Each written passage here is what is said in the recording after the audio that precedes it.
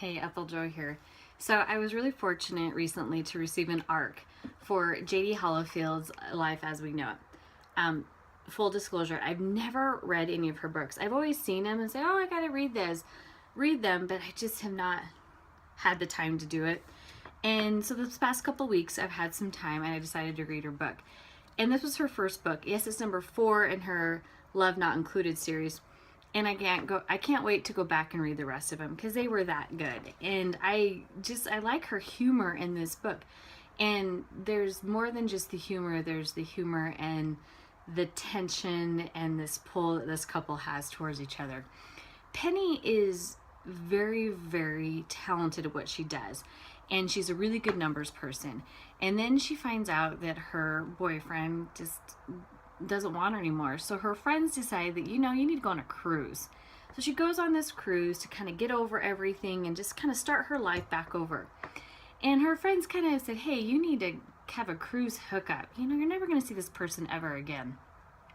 So Penny has some fun and meets this guy, and they have some great in between the sheets fun.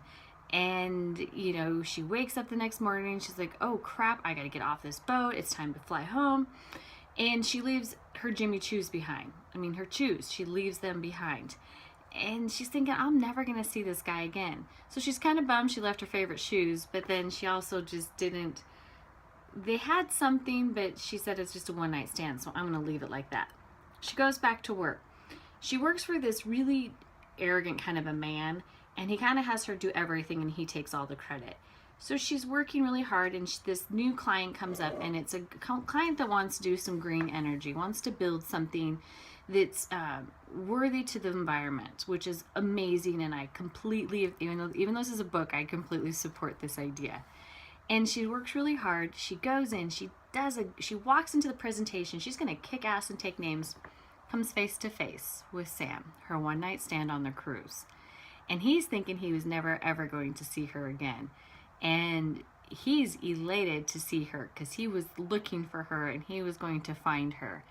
And they kind of have to work together, and they go through this working relationship that turns into more. And he's starting to see how brilliant she really is. And she is doing things with the finances that's amazing, and she's finding things that can really help him out and with his company. And so beyond this working relationship, they start to build a romance. And Sam has some amazing words to say to a woman. And yes, this is a book, but there are some great words that he says to Penny a lot. And I really, this goes back to the writer. The writer is an amazing writer. For her to capture those words that for him to say is kind of just brought me in more and more into the book. But then there's the humor in this book.